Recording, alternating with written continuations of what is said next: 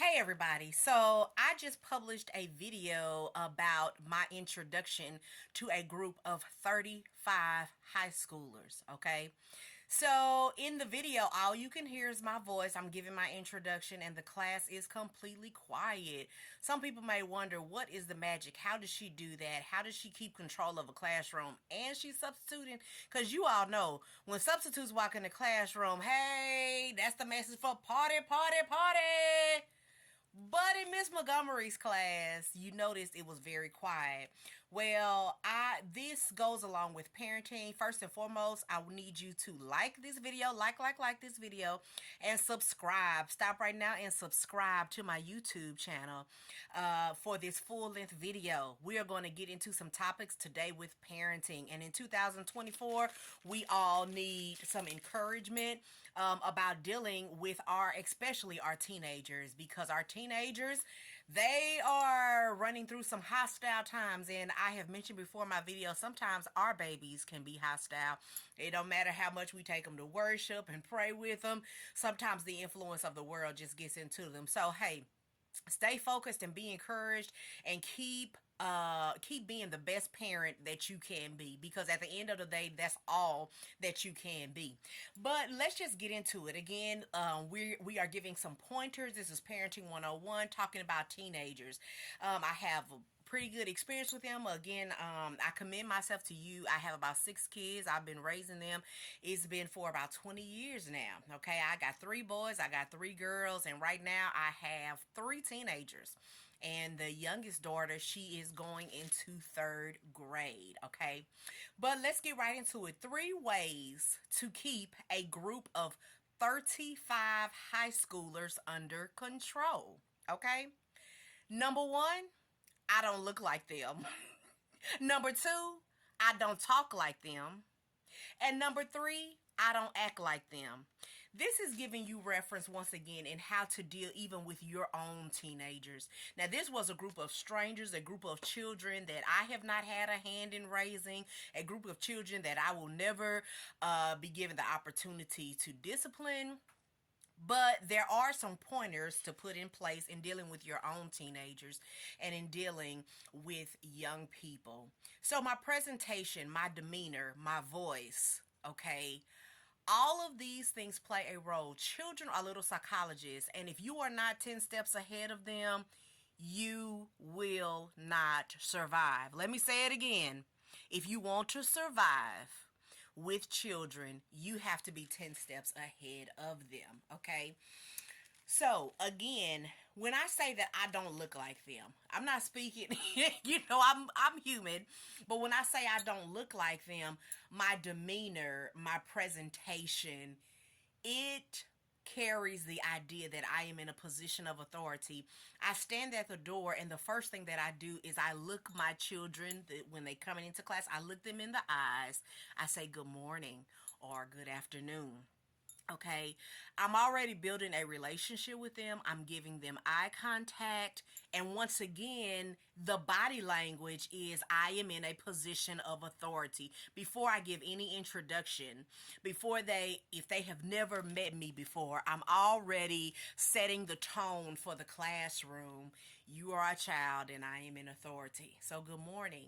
It also says that I respect you. One thing that I do is I get to know all of my children's names by their seating chart. So when I take attendance, the first thing that I'm doing is I'm getting to know your name. First and foremost, just in case you are a behavior problem, I will have your name. If you end up in a fight or in a ruckus or out of the classroom, I'll know your name. So that is one major key, is knowing their name. I am able to address you. In example, let's say for instance, Antonio, you're talking too loud. Antonio. So always give children the opportunity to learn and to adjust their behavior. Don't you want the opportunity to adjust your behavior? You don't want to just be browbeaten. You want, first of all, clear expectations laid out. You want to know what you need to be doing. You need something to do. One thing I tell principals, if I have no lesson plans, well, let's all go in the hallway and just run around, right? Because we have nothing to do. Boredom breeds behavior problems. So I always make sure that there's plenty to do in the classroom. And once again, I don't look like you in that I am in a position of authority, my demeanor, the way I carry myself. Also, I don't look like you. When I come to school, I don't have to appear that I'm going to a worship service. When I go to a worship service, I'm fully decked, per se. That's my opinion, okay? But, I don't have flip flops on. In other words, I look professional. It's okay to wear your jeans or whatever. Sometimes I may have on a skirt, but the whole point is my presentation is again one of authority, and there needs to be a difference. There needs to be a separation, okay?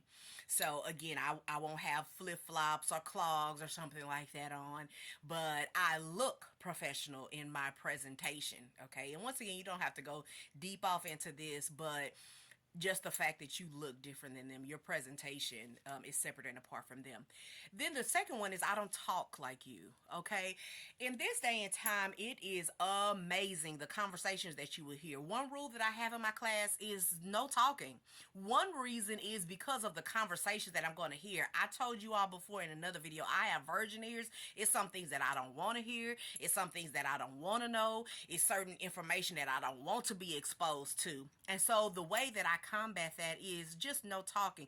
You have plenty of work to do anyway. It's going to require your undivided attention. Socializing you can do outside of the classroom. Okay, and I always let my children know, hey, you got plenty of work to do. Once again, young people, they have thriving, very energetic minds. They need activity. They need activity. Idleness, that is a problem. So we need to give children something to do. They need extracurricular activities. They need, if you got young people, they need to color. They need to have their little cartoon. They need to have their little public television networks. They need plenty of school supplies at home. They need board games. They need to go outside. I still follow the play 60 rule. Get your tail out of this house and go get you some sunlight. It's vitamin D. You need it. I need it. Children need space to be children, okay, so again, I don't talk like them. So in other words, you will not hear cursing, swearing language, because once again, there needs to be a difference. And when you're in a professional position, you need to always present yourself professionally. And again, even at home with your children, you can't get too down to earth with them. Let them see that you are always respectful.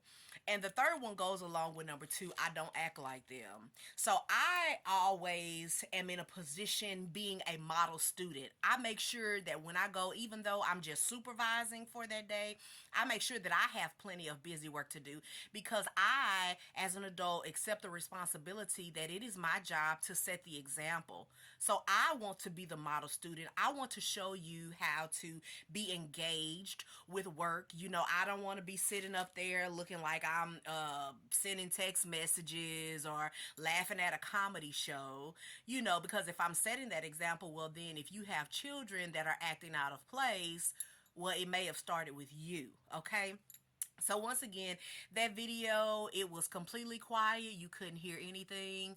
And these are 3 pointers, again, that are set in place. I don't look like you. I don't talk like you. I don't act like you. I'm in a professional position. At home, I'm in a position of authority. I love you. I respect you. There are rules that are in place. I have something for you to do. And then I'm going to expect the best from you. As adults, I think sometimes in this day and time, I notice that we don't even give kids the benefit of the doubt. We don't expect them to do well. And so sometimes that's why they don't do well. I expect my children to come in there and present themselves as high schoolers, people that understand that they have a future, they understand their purpose in life, and I expect them to act like adults. And I have a feeling that sometimes they like like it when I treat them that way. You know, when I treat them as if you are a responsible adult and not like a baby, because they want to be grown anyway. So let's go ahead and give them the opportunity to show us what they have. You know, you can sit still, you can be quiet for an hour and a half and complete your work. Hey, like this video and subscribe. Let's invest in our youth. We are investing in the future. Peace and love.